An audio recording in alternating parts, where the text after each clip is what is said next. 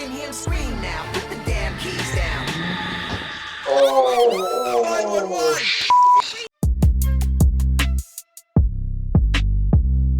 Unkle Adams. Hey guys, it's Unkle Adams here again, and I am back with another reaction video. Today I am going to be reacting to Put the Keys Down, which is a song and video that I made in 2014 to raise awareness about impaired driving. So, it's pretty intense at times. I haven't watched this in years.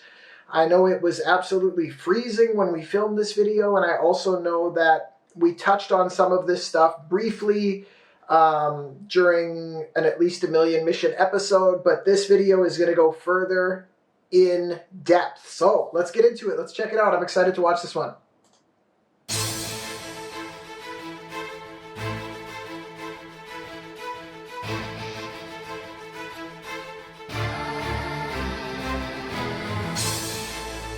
First thing I'll say is lighting. Lighting's come a long way, right? See how it's kind of grainy and kind of dark? It's all good because this was early, you know. This is one of the first music videos we did, so it's probably one of the first, I don't know, 4 or 5 that we did. But when I look at this, that's the first thing I think is, man, we came a long way with production quality.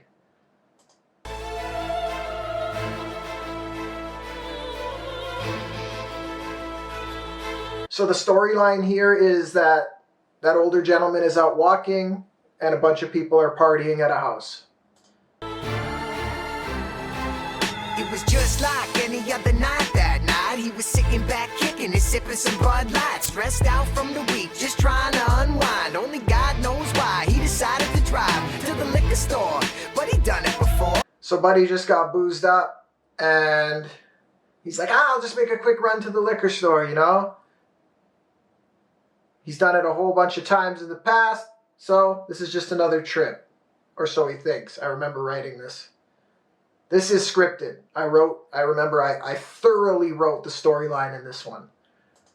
Just a couple blocks north, hanger left off 4th, but this time he made the turn and he failed to stop and nailed the grandpa using the crosswalk. He slammed on the brakes, stunned and started to shake. He opened the door, blood stains. Can you imagine? Seriously, you guys, like, I know that this happens, right? People have some drinks and they run to the liquor store, and it's a bad idea. It's a bad idea to drink and go anywhere, man, because if something like this happens, you have to live with this for the rest of your life, right? Like, can you imagine how this would feel? Like, you're just out and about and boom, you have now killed somebody. Like, what do you do? Where do you go? Your life is kind of ruined, you know, and you've also ruined, this guy's life is gone. And his family has to live with this now, you know, like this is some deep stuff. Splattered the paint, the man was in pain, he looked him right in the face, but it was too late, he was slipping away. In that moment of silence when he closed his eyes. This is realistic. This is legit realistic. Lids was cut short by the sharp sound of the sirens. How could this happen? Lights flashing around him, squeezing the man's hand. That's how they found him. It's not too late yet. You better get the message before you end up dead. Are you ready for heaven? All you gotta do is put the keys down. I can hear him scream now. Put the damn keys down. It's not too late yet. You better get the message before you end up dead. Are you ready for heaven? All you gotta do is put the keys down. I can hear him scream now. Put the damn keys down. So the message obviously is put the keys down, man. Just do it. Like, who cares? Like, is it really worth driving that one time when you're intoxicated and possibly killing someone, hurting yourself, ruining your life, losing your license? You know, a lot of people's jobs depend on their license. So if you lose your license, you got to take the bus, and it's like it takes away your freedom, and it's just such a bad decision, you guys. I can't express that enough. So, I mean, we've all been there. You know, I've been around people that are drinking and driving.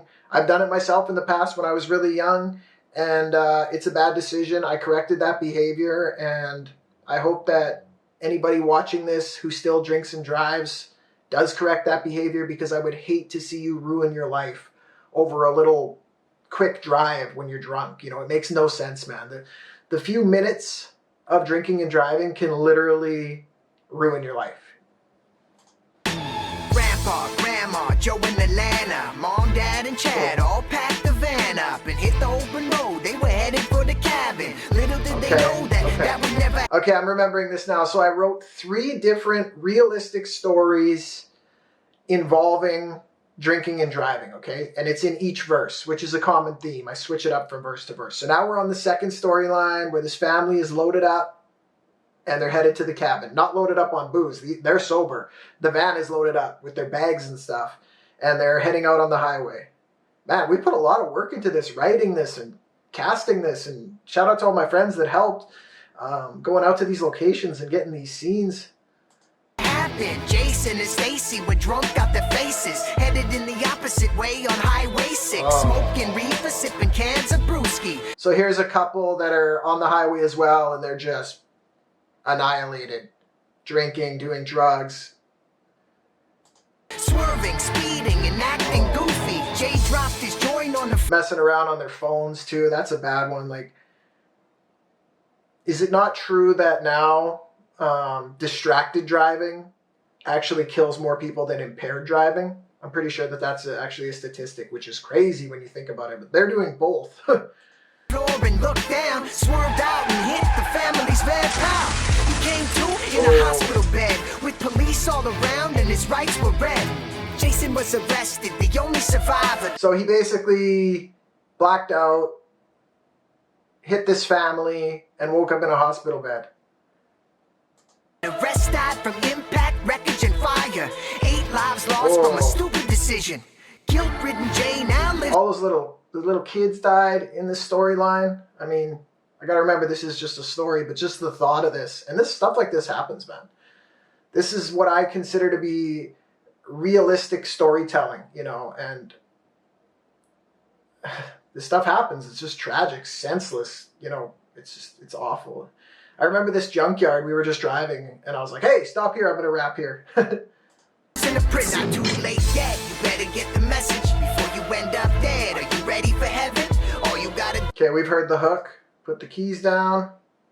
Fast forward a little bit. Damn keys down. It's not too late yet. You better get the message before you end. It's looped, so okay, here we go. All you gotta do is Third put verse. the keys down. I can hear him scream now. Put the damn keys down. Okay.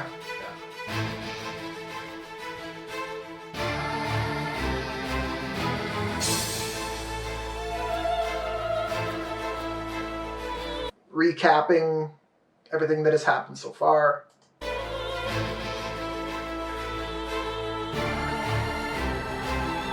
Next time you're drunk and you pick up the keys, I hope you take a second to remember this beat. This is almost giving me chills watching this, man. Like, this is serious, you know. This is serious. And I'm so glad that, I didn't have anything like this happen in my life, you know. But it could have easily been me, right? It could have been any of us. It could be that one night where something horrible happens. And luckily I made it out of all of that safe without screwing up my life or other people's lives. And the key is we got to catch this stuff and correct this behavior, you know, because we don't understand how serious it can actually be. What I will say is, just going back a little bit right here to this shot. Okay, so it doesn't look like I'm cold, but I'm cold. This was one of the most cold winter stretches I've ever experienced, man. This was like minus 50 with the wind chill. Really, really cold to the point where I'd get out of the car, say a few bars, my face would start to slow down. Like, literally the blood and the tissue was starting to freeze, so I couldn't move my mouth properly. So then I'd go back in the car and we would all warm up, and then we'd hop out and we'd do a couple more bars and we'd get back in the car and we'd hop out.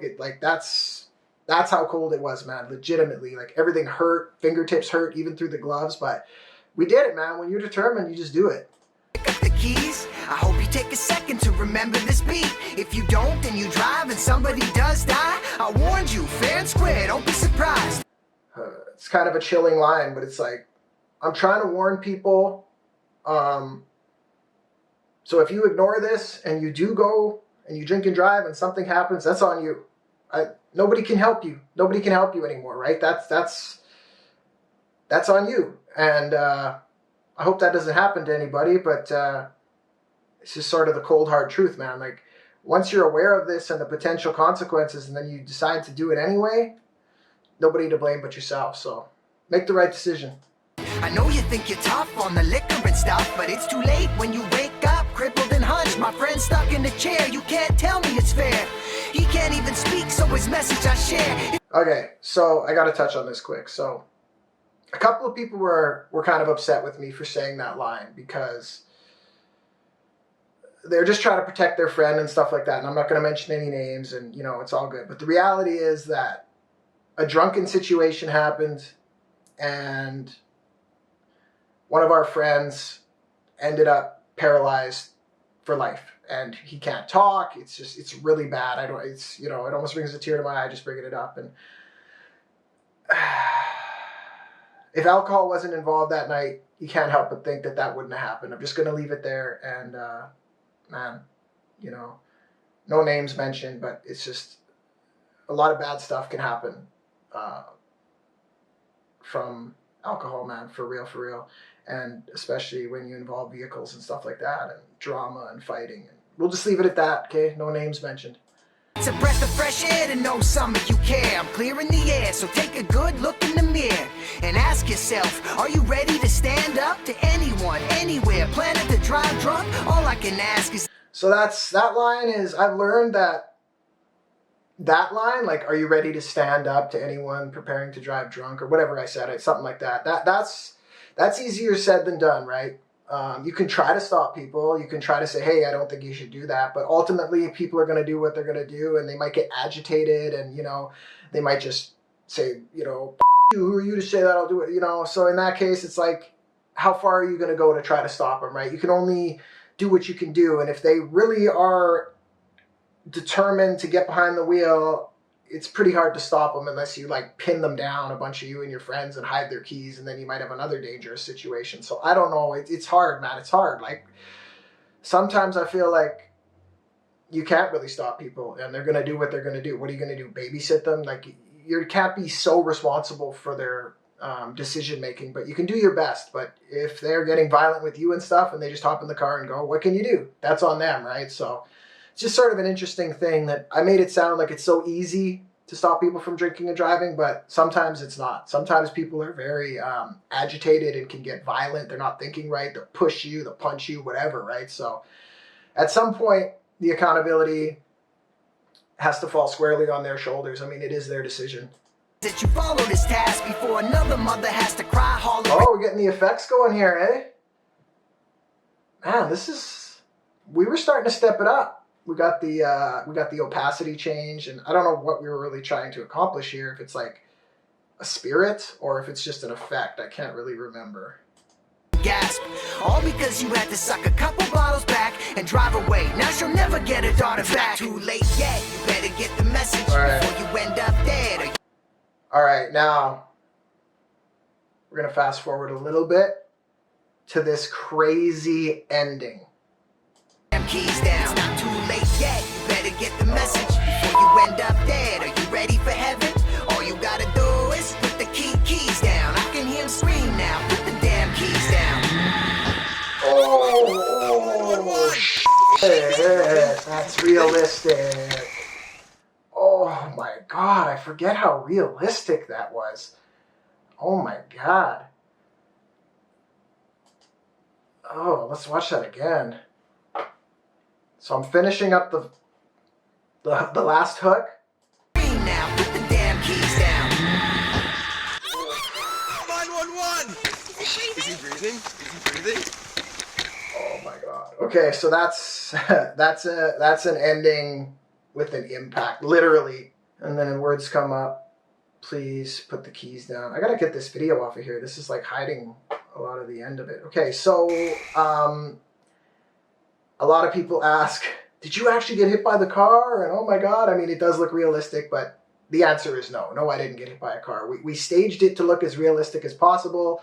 We had the woman screaming in the background. We had the sound effect in there. We had the quick camera movement. And honestly, that's legit kind of traumatizing watching that back. It's like, oh, frick, man. But yeah, no, I wanted to get the message across. Like, this could happen to anybody, even just me talking about this, because it's not always the decision of the impaired driver.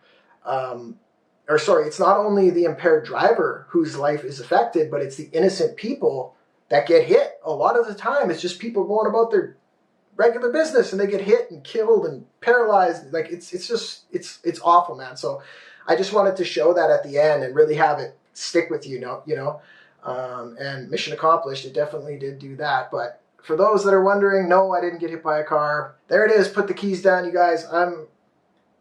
I try to pass on my knowledge to my audience and stuff, and people are going to do what they're going to do, but I seriously hope that you learn from some of the stuff I say and think hard about this, because I'm a person who's been through a lot of this stuff, right? I'm in my 30s.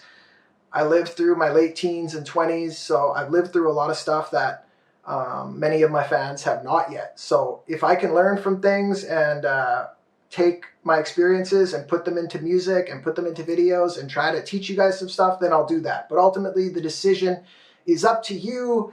Also, I want to mention, I keep forgetting to say this in my videos, but if you click the join button and become a member of my channel, you will get a special badge beside your name that increases in ranking over time, all right?